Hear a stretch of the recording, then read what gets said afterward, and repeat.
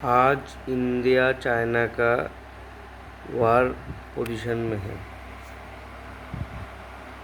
लेकिन हम लोग इसको कैसे काउंटर करें? How we can counter? हम लोग सब सोच रहे होंगे कैसे काउंटर करें। क्या लगता है 1962 वापस नहीं हो सकता? ज़रूर हो सकता है। कब तक इंडियन एनर्जी रोक के रखेगा? I am talking to mister Narendra Modi, और ऑनरेबल प्राइम मिनिस्टर। सर, कुछ चेंजेस लाना होगा। आप Kumaoni, Garhwal, Arunachali, Indo Tibetan border force, border ITBP को और ज़्यादा मजबूत करना पड़ेगा, उसका यूनिट्स बढ़ाना पड़ेगा।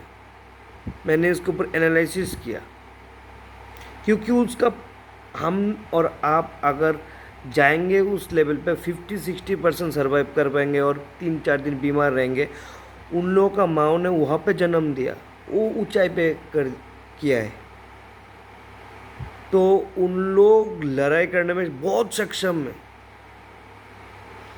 चाइना हर बार हम लोग का नस दबाते, लेकिन हम लोग उन लोगों का नस नहीं दबाते, इसीलिए उसको क्षय मिलता है।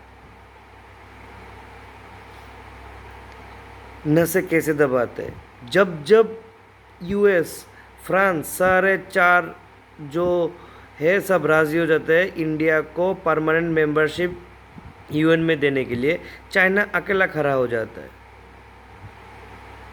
इंडिया की बेइज्जती। हमेशा चाइना एक बहुत बड़ी ये में है कि चाइना सबसे बड़ा मैन्युफैक्चरर है। इंडिया के पास 100 बिलियन का ट्रेडिंग है, चाइना डजन केयर, फिर भी चाइना झगड़ा करेगा। उसका तोड़ है, हम लोगों को उसका नसें दबाना पड़ेगा। अब कैसे? दलाई लामा को जब 1950 में इंडिया में लाया गया है, डाल हाउसी में रखा गया हिमाचल प्रदेश में, उसको सबसे पहले हिमाचल प्रदेश से आप दिल्ली शिफ्ट कीजिए विथ हाई सिक्योरिटी। और उन लोगों का जो ये तिब्बत का जो रिफ्यूजीज़ है, सबको एक स्ट्रक्चर फॉर्म में लाइए। स्ट्रक्चर फॉर्म में लाने के बाद वहाँ का तिब्बतियों से हम लोग को रिवोल्ट करवाना पड़ेगा, वहाँ से चाइना का एम्ब्रेसमेंट होगा।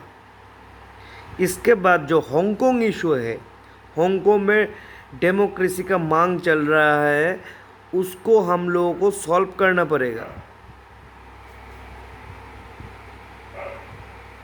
चाइना का डेलीगेट्स को हम लोग कभी बुलाएंगे नहीं, हांगकांग से हम लोग को डिप्लोमेट्स को बुलाना पड़ेगा। एक होटल में स्टे करवा के एक बड़ा कॉन्फ्रेंस करके उन लोग का बातें रिकॉर्डिंग करके सारे सोशल प्लेटफॉर्म्स में हम लोगों को स्प्रेड करना पड़ेगा।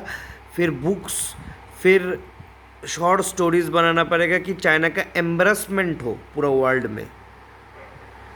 हम लोग चाइना का नेबरिंग कंट्रीज़ को और स्ट्रॉन्ग करना पड़ेगा। वियतनाम हमसे मांग रहा है ब्रह्मोस, अग्नि, त्रिशूल, अर्जुन। आप लोग वो 5 स्ट्रॉन्ग मिसाइल्स देना पड़ेगा वियतनाम को। जापान को स्ट्रॉन्ग करना पड़ेगा।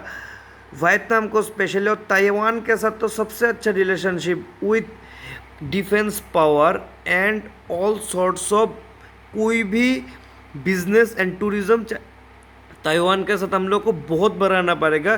चाइना वहाँ से भी फट जाएगा।